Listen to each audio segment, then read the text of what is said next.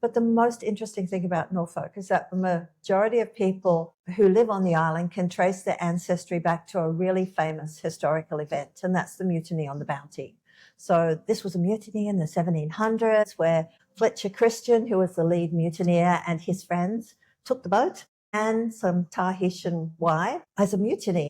But the island that they went to is a place called Pitcairn Island, between New Zealand and South America, really middle of nowhere. So they took the boat there in the 1780s. They sunk the boat just in case anybody was going past and saw them. And then they proceeded to have some children and a few wars and some more children. And generations later, they were rediscovered in the 1850s.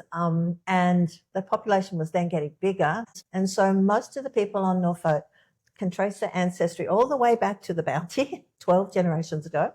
So I've been working with them since the year 2000.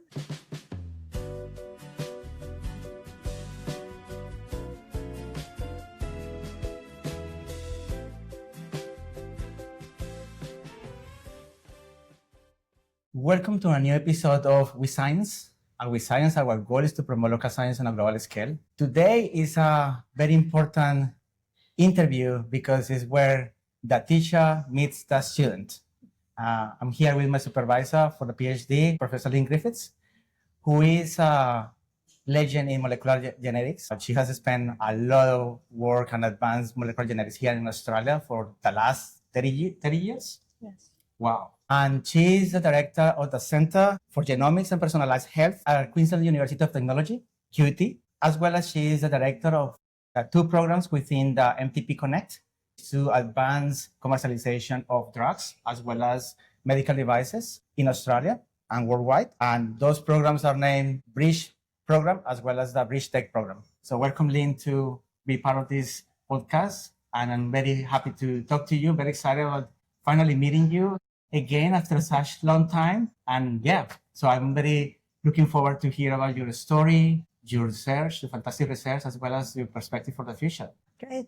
Thanks, Carlos. I'm really happy to be here. I'm happy to talk about my research and also my background. Yeah. So scientists, we are driven by curiosity.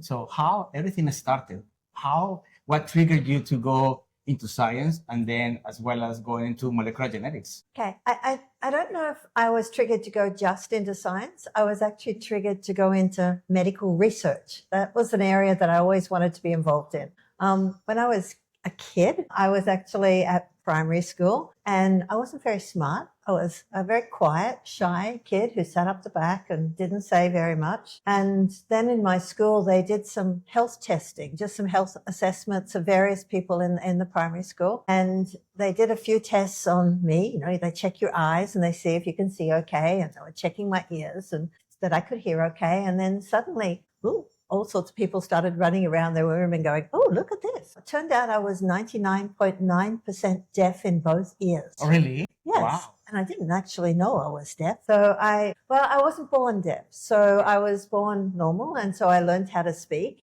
like everyone else. So I didn't have a problem speaking, but I couldn't actually hear. And I lived with my grandmother and my grandmother was profoundly deaf. And so she lip read. And she had like a hearing aid to try and help with things, but she also lip read. And so I think I was doing the same thing. Turned out a lot of people in my family had a deafness problem. Wow.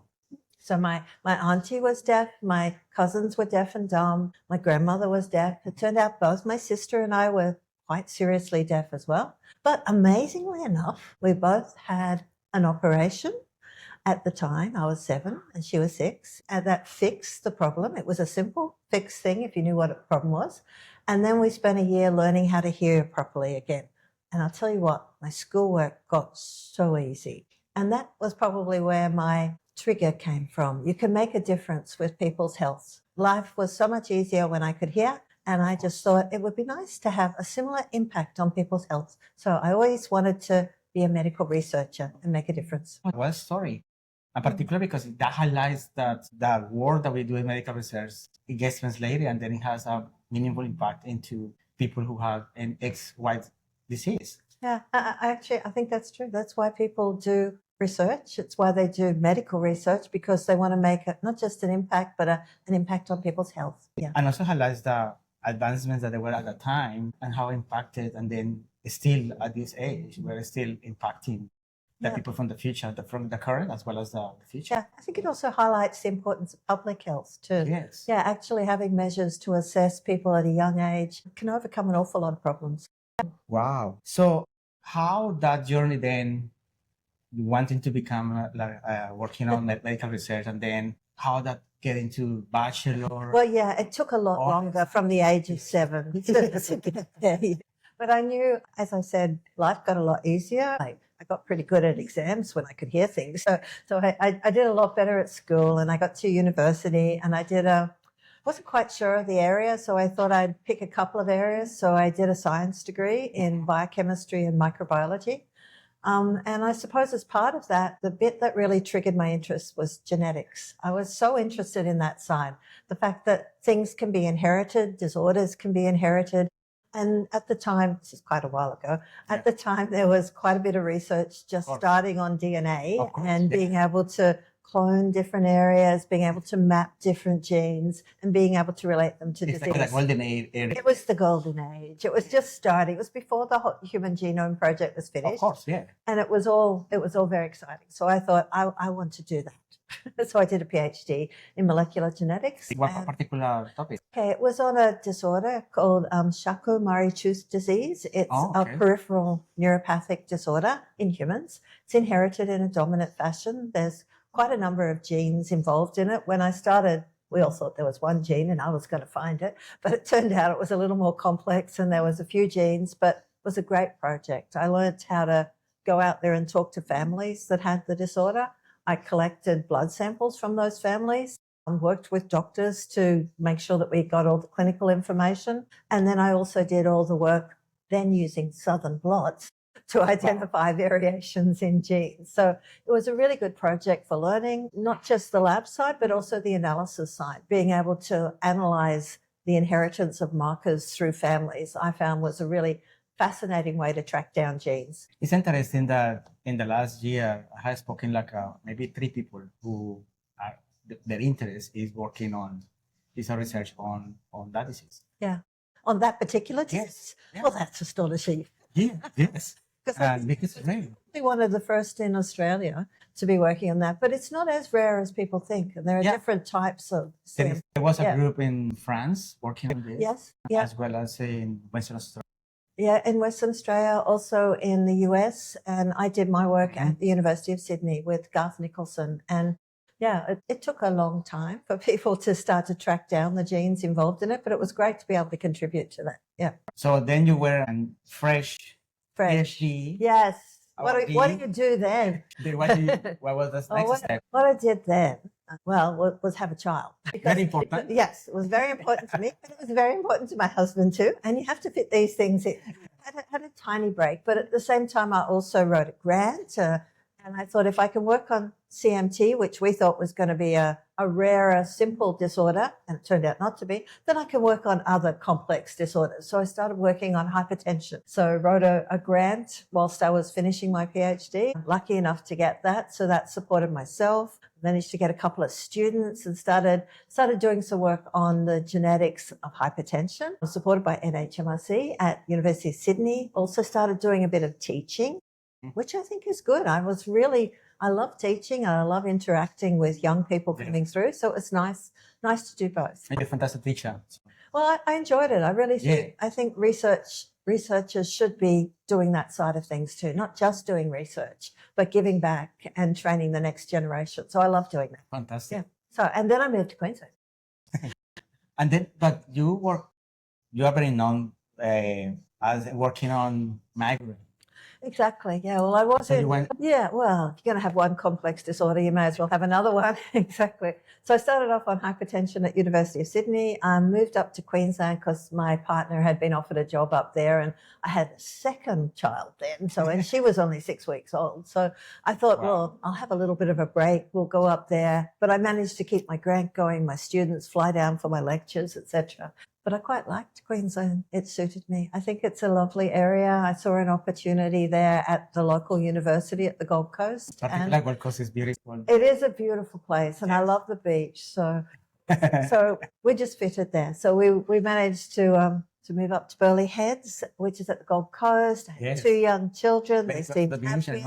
husband was happy working there as a landscape architect, and I got a job at Griffith University at the Gold Coast. And Wow. that was exciting. It was a little university, but it was a place that was really growing. And so Fantastic. I could start my own lab and grow it and have lots more students and work on other disorders like migraine. Yeah. There Wow. we go. So then, before we jump into hardcore science, Okay. could you please describe molecular genetics, genomics, and population genetics to people? I suppose in order to track down genes that relate to disease, you actually have to have samples that make sense. You need to have DNA if you're a geneticist. And there's really two main ways you can go about that. One of them is to get cases that are people who are affected by the disorder and controls. And to compare the DNA differences in either candidate genes or in whole genome approaches. That's the real basis of a lot of genome-wide association scans that have been done for various particularly common complex disorders. However, the other approach is to use families. And as I mentioned, I started off using families when I did my PhD, and I love being able to track not just variants between cases and controls, but variants that are segregating through families, because I think that's the other way to really get a good picture of something that's involved. It would be involved in that family, but it might be involved right across as well. So I've used both approaches to do that. And that's why it really is population genomics, because you have to work with a good population that's well matched if it's cases and controls, or that's large enough to give you enough information and enough power if you're going to work with families. So not only have I worked with case controls and families, but I've worked with a whopping big family as well from a really different population, and that's from Norfolk Island. Yeah, please tell us more about it. It's a fascinating place. Yes, I know that. I don't know if anybody, probably most people have never heard of Norfolk Island. I'm not really sure why, but it's quite close to Australia. It's about 2 hours off the coast of Australia. But the most interesting thing about Norfolk is that the majority of people who live on the island can trace their ancestry back to a really famous historical event, and that's the Mutiny on the Bounty. So this was a mutiny in the 1700s where Fletcher Christian, who was the lead mutineer, and his friends took the boat and some Tahitian wives that they had at the time and got rid of the people who didn't want to go with them and took that boat as a mutiny. And what they did was they took it to a really isolated island. And that island's located, I know it's a complex story, but it's a great movie. It's a very good movie. Yeah, and books. Yeah. But the island that they went to is a place called Pitcairn Island. And Pitcairn Island's located really between New Zealand and South America, really middle of nowhere. So they took the boat there in the 1780s. They sunk the boat just in case anybody was going past and saw them. Not that there were many. And then they proceeded to have some children and a few wars and some more children. And generations later, they were rediscovered in the 1850s. And the population was then getting bigger. They were running out of food and water. So Queen Victoria, who heard about this, decided to grant them Norfolk Island, which was an uninhabited island, had no indigenous population, very hard to get to even though it's fairly close to Australia. And most of the people from Pitcairn moved there. And so most of the people on Norfolk can trace their ancestry all the way back to the Bounty, 12 generations ago, and also that gap where they went across to Norfolk. So I've been working with them since the year 2000. Wow. It's an isolated population. And I imagine a lot of inbreeding.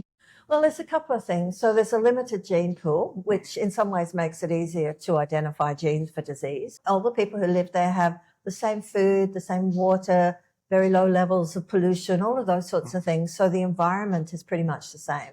And so if you take those two things into account, it's easier to track down the genetic side. If you've got a very large family, you've got it in a same environment, and you've got a chance of the same kind of genetic homogeneity. So that's what we've been doing. We've been working with them since the year 2000, Population Genomics Project.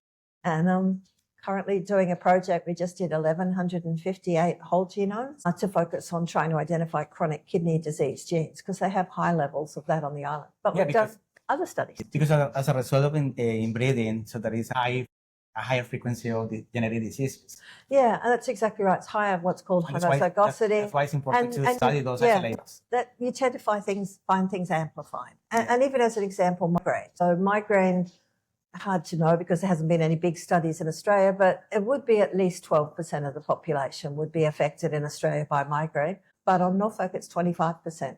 And that's exactly what you find if you do have an isolated founder effect population. You'll find this amplification.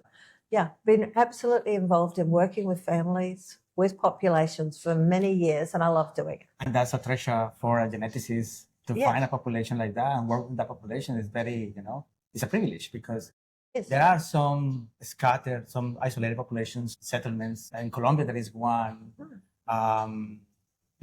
mainly because geographic isolation. There might be other socioeconomic reasons why they isolate, but there are others scattered around, which a lot of the scientists, geneticists are studying those ones, those variants that are associated to the disease. In an isolated population like that, yeah. And you're right, even decode, which is the Icelandic population originally, started off from that by working with that whole population and phenotyping it well, genotyping it, and trying to track down genes. So it's been a privilege to work with them. I'm not finished working with them. I was there last week, actually, on Norfolk Island. My studies on Norfolk have recently been funded by an industry partner. And not only have they funded the recent studies that we've been doing, but they've also provided community grants to the population. So we were able to give out $100,000 in community grants to support things for the community, like the first Norfolk dictionary. They've now got their own dictionary because they didn't have one before. And then when science arrives into this island, then you are able to advocate. You are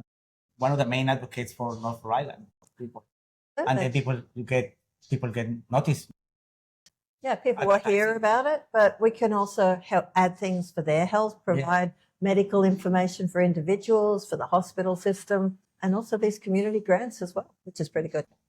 They might have better genetic information and genomic information than a person who is in Melbourne. Maybe too. Well, I think because you have the whole genome for them. It's true. You have the whole genome for a lot of people on the island, and that's pretty rare. And it's true. There's not been a lot of work in unusual populations. And I think some of these isolated ones are ones that this company, Variant Bio, that I've been working with, they've really been focusing on that. But we're also about to start a new project looking at Pacifica populations too, because truthfully, most of the genetics work and whole genomes been done on Caucasians.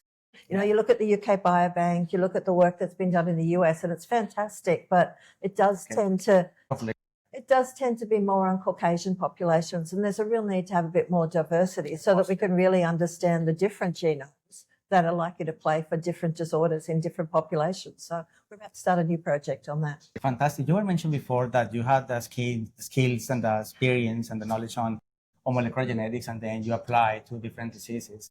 When I joined your lab, the Genomics Research Center, I was very amazed by your capacity to work on different projects. It's basically applying genetics to hypertension, to migraine, to lymphoma in my case, breast cancer.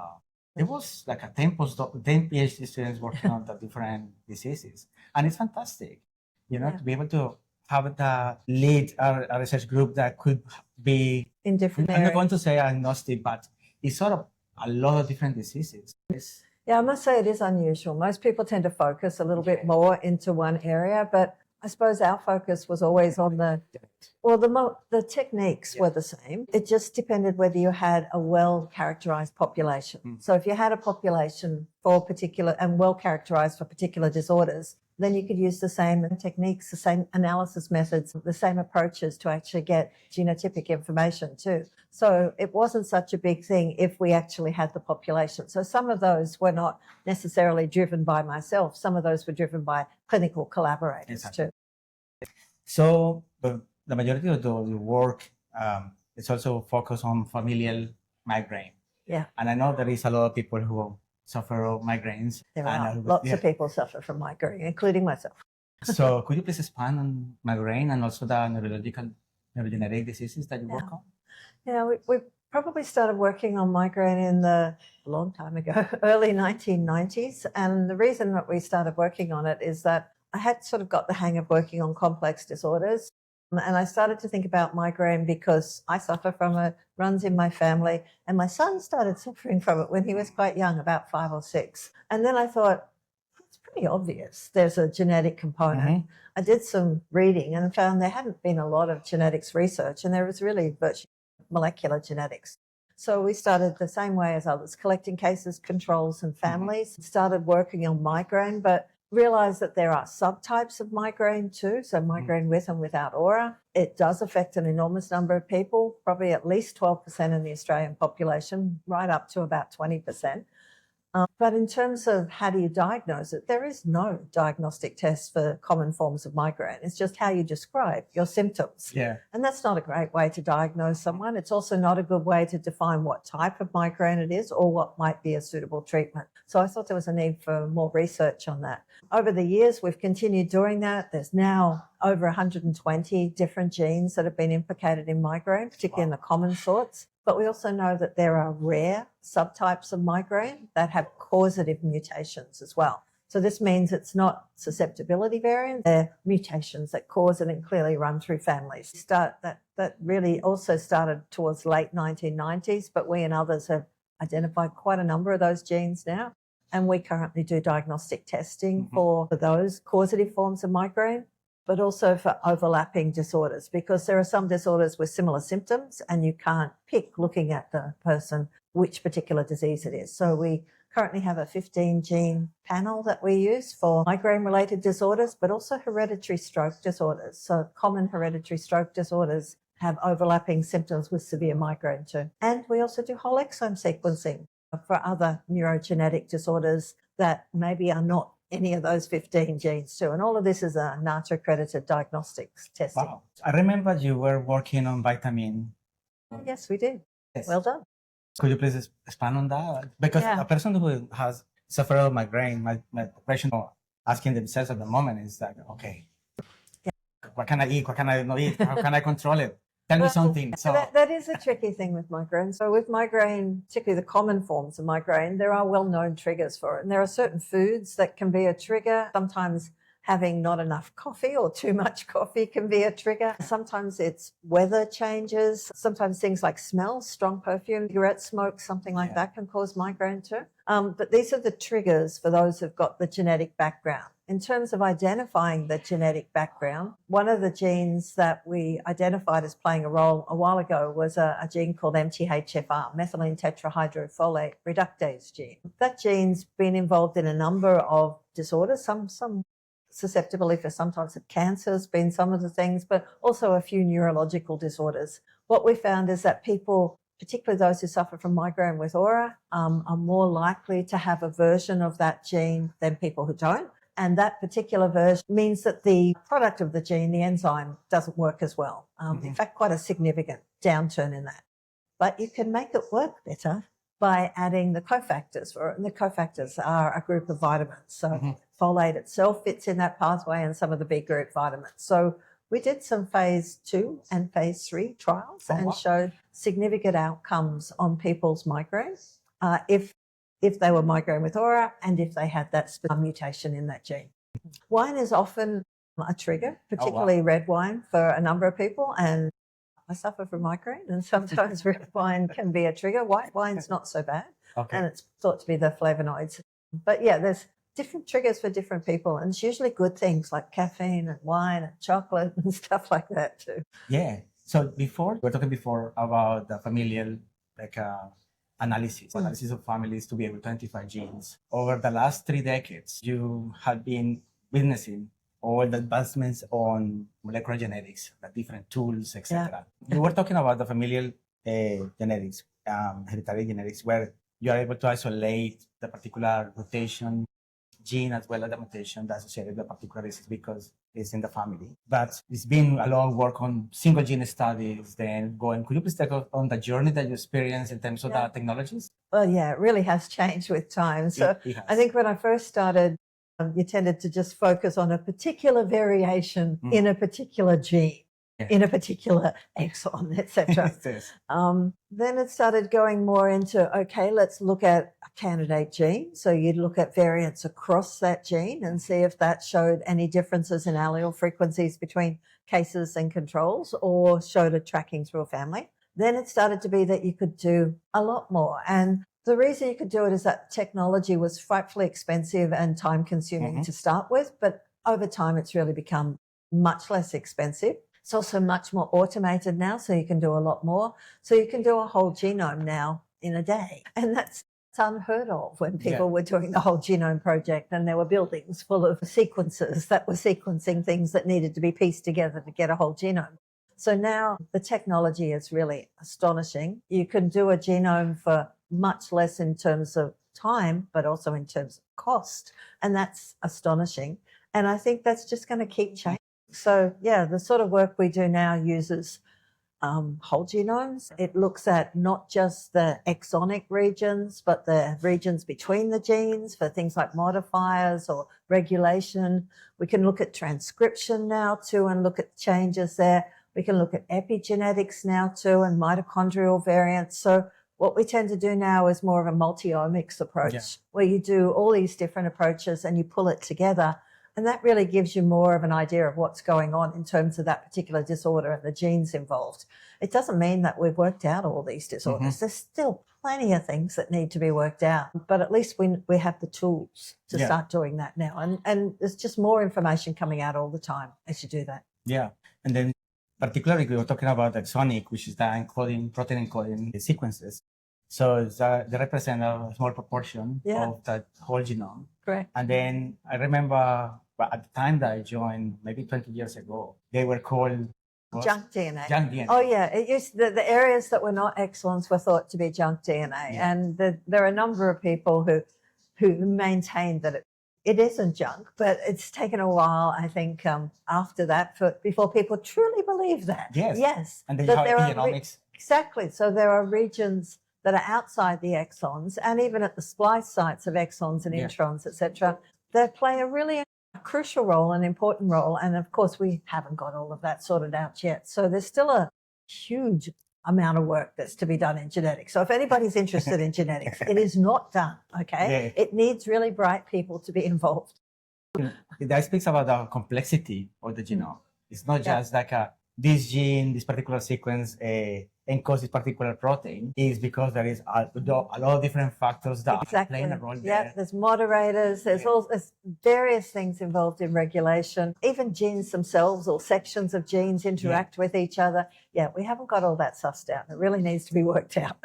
Which ones of those technologies do you think have significantly advanced the field in molecular genetics and disease? Well, I'd have to say that the most important advancement has been the technology platforms, really. Being able to run so much more and get information out so much faster for reasonable prices just makes such a big difference. And this is why you can now just do genomes so much faster. And you really need to do that to have the power to start to dissect, particularly the complex disorders. I think that's the most important thing. But the second thing is to keep pace with it.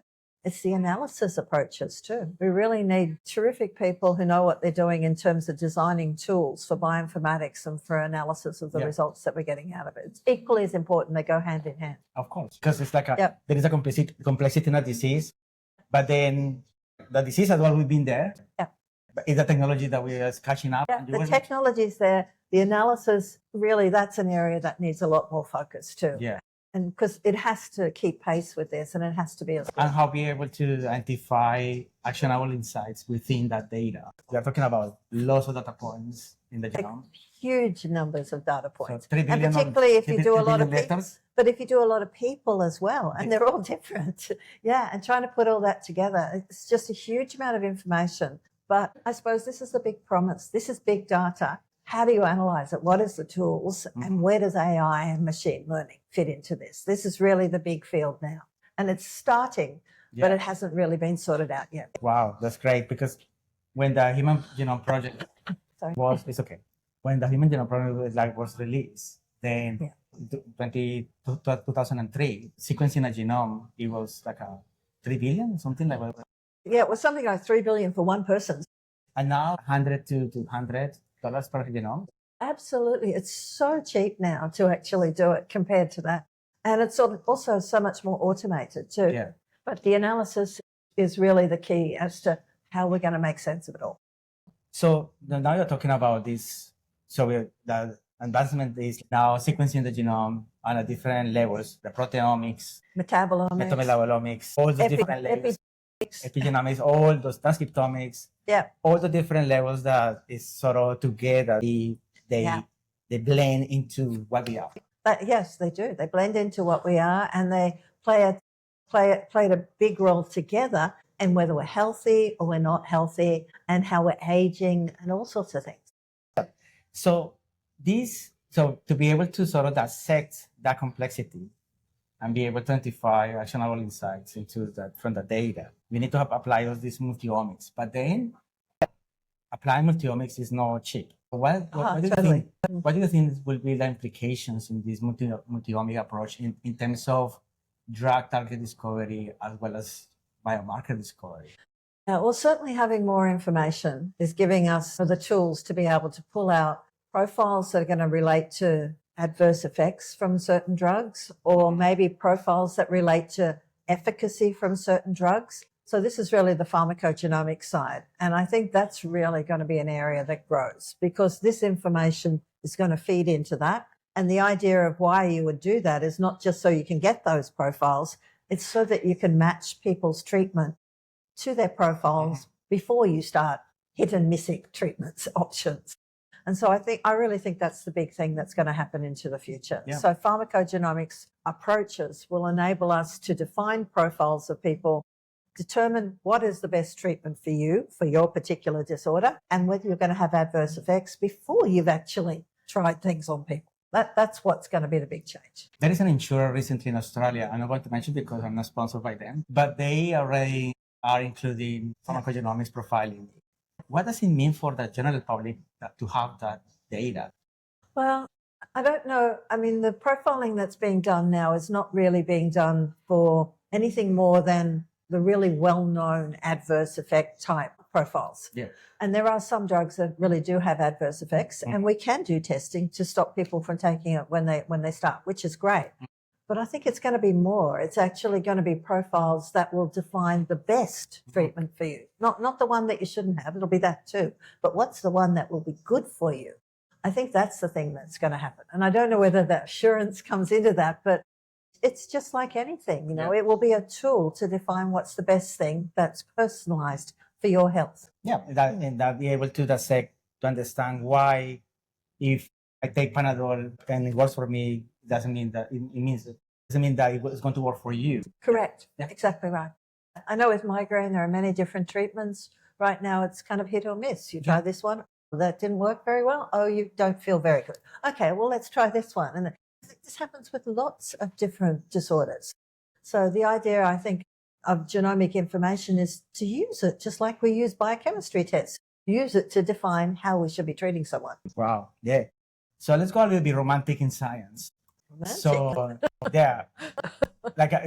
How do you think the art of science has changed from the time when you were working on these families to identify the gene that they need a lot of hands-on approach, to now that we are in this post-genomics age where it's different, it's automated, etc. Yeah. Well, there's a lot more and better technology. I mean, it's not that we didn't use technology ages ago. We did, but it was a bit antiquated, it was limited, and it was slow. It involved things like lots of radiation to actually enable you to see what you're actually getting in terms of sequence changes. Now it's a lot safer, that technology. It's a lot faster. It's a lot cheaper. And it does make things a lot easier. Still, you need to have that population connection, because you can't actually do any genomics without the samples from people who volunteer to be involved in this research. So that's important. And you still need the important clinical phenotyping.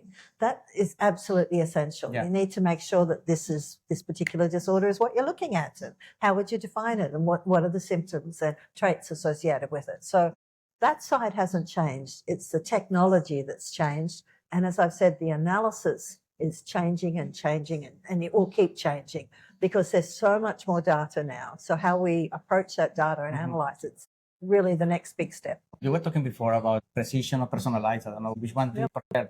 It's all the same to me. It's the Personalized same, yeah. medicine, precision medicine. I think a lot of people use precision medicine for all sorts of other things now too. But I think in the genomic space, we're probably one of the first to mention precision medicine, but it can be personalized health or precision medicine. It's the same thing. It's using information, genomic information in particular, to define what's an appropriate treatment for an individual for this particular disorder. The right treatment for the right person for the right time. Yeah.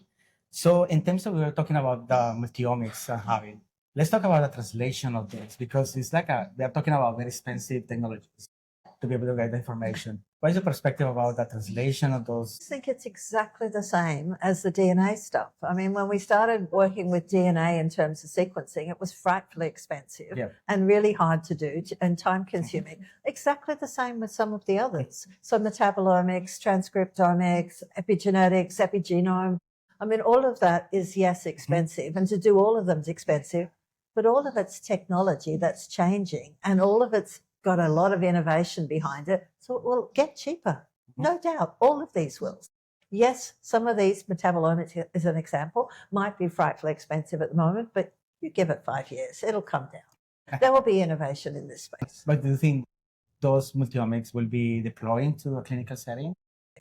Yeah, it's just information, and not everything is going to come from genomics alone. I really think, there will be epigenomic changes and regulators that are involved. Metabolomics might be a better approach for identifying some biomarkers too. So it depends on the disorder and it depends on the information that we're getting, but I think all of these are going to play into it. How do you see the integration of AI? You mentioned before about into the analysis of the multi-omics data. Well, AI is really a tool, and it's a tool that, well, obviously can be used for all sorts of things, and I can't even possibly put my finger on how many things, but certainly it's a tool that we can use in genomic analysis too, and in precision medicine. There's quite a number of studies now that are starting to use that. It becomes a little bit tricky as to how good it is now, but the majority of that seems to relate at the moment to how good your training sets are when you start using this. But there are also many different approaches that you can actually use too as to how you analyze and how you employ AI.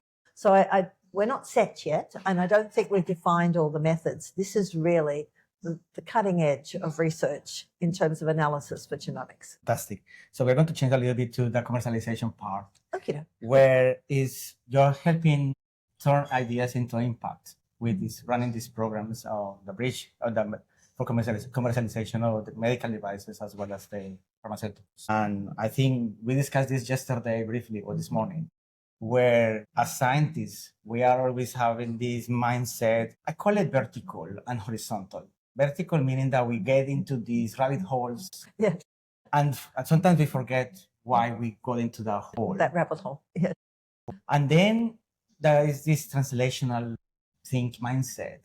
But how can change that mindset of the scientists? When I came to Australia, talking about commercialization, it was something like was very far. As scientists, biomedical scientists, we are always thinking about turning our ideas into impact. That's why we are in this business. But it's challenging, right? Because it's a big gap. We're always thinking, oh yes, I want this drug or this biomarker to make an impact.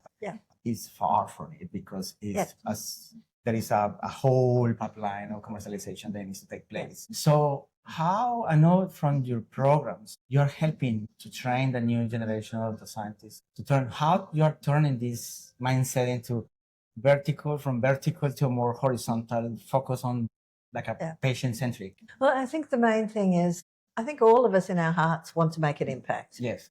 But that doesn't mean that we're businessmen, or we know how to set up companies, or we know the right pathway, or we have the right connections. So really that's what the Bridge program is. The Bridge program is a commercialization training program that provides information, so knowledge. So we provide information on regulatory pathways, on how you protect your IP, on what different ways you can commercialize something, on who you should be talking to and how you should be talking to them. So it provides knowledge. It also provides examples. We get great case studies put in front of the people who are involved. We also have workshops where people can learn from it.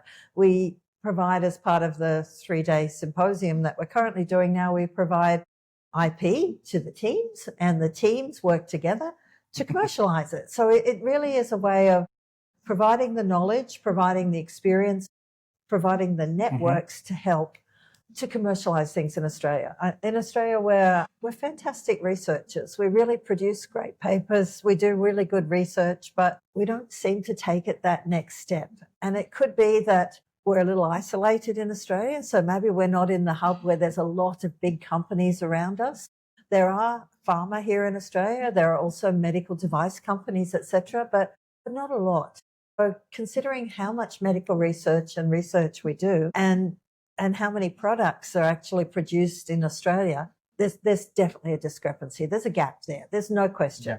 And so rather than if you identify something, just selling it to someone or going overseas and doing something else, we thought it was important that there should be a pathway here where people have knowledge and where there's a culture of what are the steps involved in commercialization, who can help you with that journey, and how do you actually do it. So it started off with the Bridge program. It started off not from myself doing it, although I'm very keen on this and highly passionate about it. It actually started off from the pharma. The pharma companies in Australia approached the Australian federal government and said, we had a problem here in this country. Wow. We do great research. We're not commercializing enough.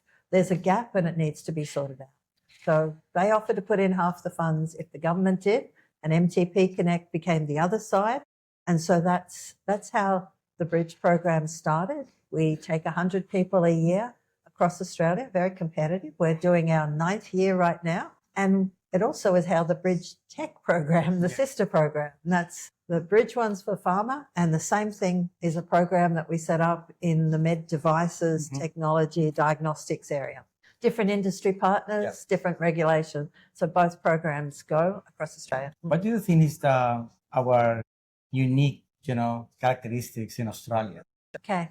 I think our unique characteristics is that we're really quite plucky, if that makes sense. We're kind of keen to have a go at things. Yes. So if we've seen a paper somewhere else on something, we'll go, oh, I can do that. And then I can do it a separate way. I can do it another way. So I wasn't joking when I said I think we do really great research here. We do fantastic medical research. We publish really good papers, ideas. But as I've said, there's this disconnect as to turning it in. We haven't kind of got that, well, we didn't have that business commercialization or cultural mindset that seems to be ingrained more in the US and in Europe and other countries. So somehow we have to change that culture a bit so people can go, yeah, I can do this. I can set it up here and I can do it. And so that's what we've got to do. So you were mentioning before about the gaps. What are the roadblocks at the different levels? Government, federal and local, as well as the universities, research institutes that are preventing the creativity into. Okay. Well, I don't think it's just government and I don't think it's just roadblocks. I think for a start, it's a culture and a mindset. So I think we need to change the culture and the mindset. People need to be aware that you can do this and you can do this here. And there's ways that you can do it. So that's the first step. Change the mindset and the culture. I think the second set is that, yes, there is a need for some funding to get things going for startups. But there's a big focus at the moment at both state and federal government level to support this. So I think people need to give it a go and they need to learn what kind of aspects there are and types of grants and funding sources that you can actually engage with to support that. And yes, there's always this valley of death in every country, but not every innovation or innovative idea is going to go through too. So the idea is to never give up, be persistent and find out what is there and use contacts and networks to do that. I think we've got everything in place. I think it will change over the next 5 to 10 years. It's not there yet, but you can see it now. There is a culture that's changing and there's more government support, which is good.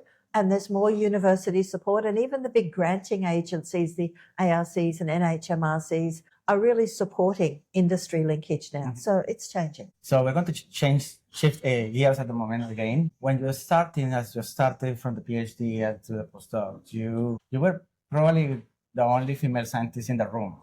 So how, and there's always this discussion, I had some chats in this podcast with other scientists, female scientists, and they always talking about gender bias, etc.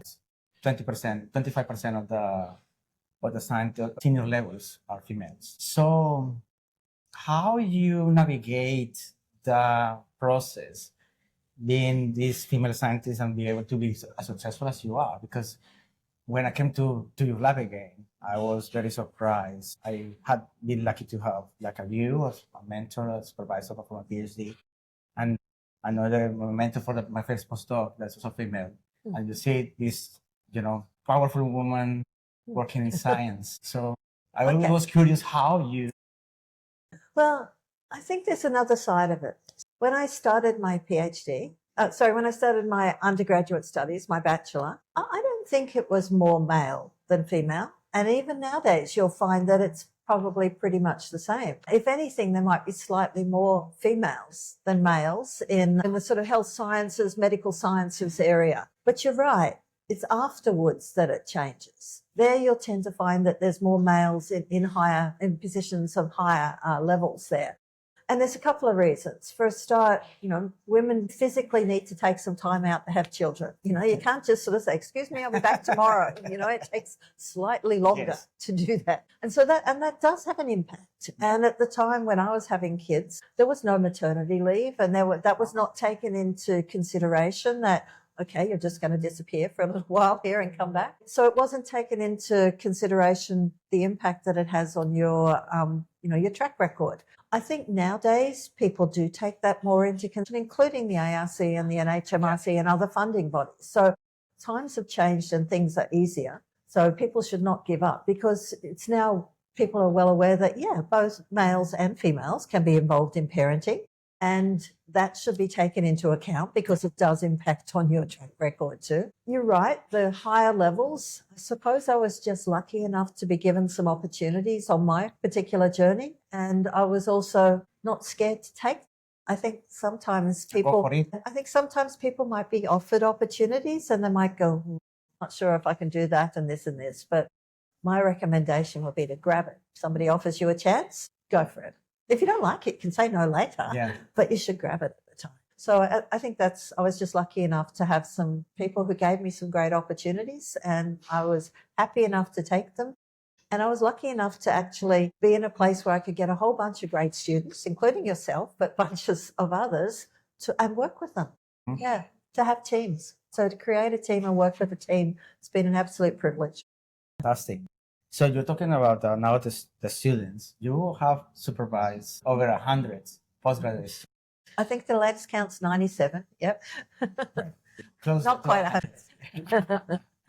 So do you have a decent sample size to have like a good opinion about it? Is that what qualities do you think, for the scientist to be successful? Well, you're right. I've seen a lot of different students and different types of students. And I think for a start, everybody works in their own way and everybody has their own style of working.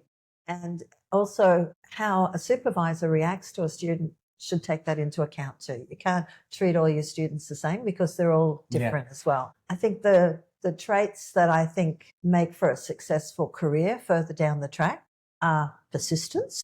Because you have to be persistent. You do experiments in the lab or you do analysis, it never works the first time. That's the way it is. Yes. That's what science is about. It's learning the ways to do it and the best way to do it. So being persistent, being a hard worker is absolutely essential. I mean, clearly being smart and being competent at what you've done definitely helps, but you can never expect to just walk in and do something first. You really have to put the effort in. And those are the people that stand out to me, the people who've overcome problems that might be happening in the lab or the analysis or the whatever, and who put the time and the effort. And I think it's also nice to have people who get on with other people too, because certainly the labs that I've been running and still run, it's not one person working there on their own. It's a team. And so you have to respect that some people have strengths, some people have different strengths, and you need to work with that team too. So how well you can get on with the team is essential. It's not all everybody doing it independently on their own.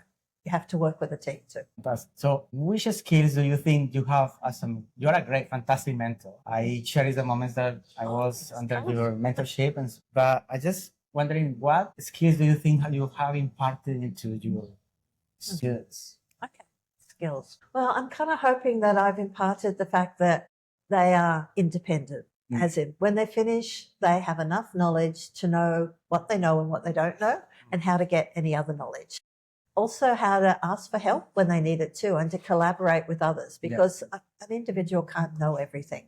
I mean, yes, you can read papers and everything, but if you're just going to work in isolation, you're not going to get very far. So you do need to work with others. So I'm kind of hoping that I've imparted to people that they can trust themselves. They have good knowledge now. They know how to get more knowledge, and they know how to talk to people to work with them. That's kind of what I hope I've imparted to people, because it's a lot of life working, you know. Yeah. Things change. As a scientist, we have to have collaboration skills, networking, be able to pivot a lot. But pivoting is important. All in our field, pivots every 5 years, there'll be a change and there'll be a And trend. resilience. Yes. Oh my goodness. Yeah. Thick So, skin. and resilience. Never say die. Resilience is very important. I called it persistence. Maybe resilience is a better word. So what advice, you touched on a little on this, but what advice do you give to junior scientists? Junior scientists, what should I say to the junior scientists? What advice? Well, I think, first of all, you should work on something you love. Yeah. You spend most of your life working, so you should pick something you really like doing. Yes. So try and work out what that is. That's the first step. So when you say science, there's a huge range of science. There's a whole bunch of fields. So step back a little bit when you're probably an undergraduate. Step back a bit and work out what's the bit that really stimulated your brain. What made you really happy? What wasn't an effort to be studying and to learning? What did you really care about? Find the thing you love and then follow it. Great. So looking back, what gives you satisfaction? What gives me the most satisfaction? The most. The most satisfaction. Well, there's a couple of things. One, obviously my students, they're kind of like family to me. It doesn't matter if I haven't seen yourself, Carlos, for 10 years. I feel like I saw you yesterday. Yes. So, yeah, my students and their careers and watching what's happened to them is kind of like my other family. I might have 2 kids that have grown up, but I've also got a whole bunch of students that are still part of my life, and I love seeing what's happened to them, and that gives me a lot of satisfaction. So it's that. I think the other side is being able to translate genomics into diagnostic tests that have made a difference to people, particularly in the migraine area, particularly those that have got some really severe forms of rare migraine disorders, that, you know, kids who are really disabled and there's a lot of trouble trying to work out what's wrong with them, but there are some treatments if you know. Being able to have done that has made a huge difference to me. I think it makes a difference to them, but to me too. I feel this was what was needed to have. What else made an impact? Working with communities. I actually love working with the Norfolk community, and I love being able to give back to them too. And what excites you in the future? Wow. I don't think I'll be doing this until I'm a little old person, although I'm starting to get little and old. So what excites me into the future? I'm still a very active researcher. I still love what I'm doing. As I've said, I'm just starting a new project now. That still has me excited, and I love doing that.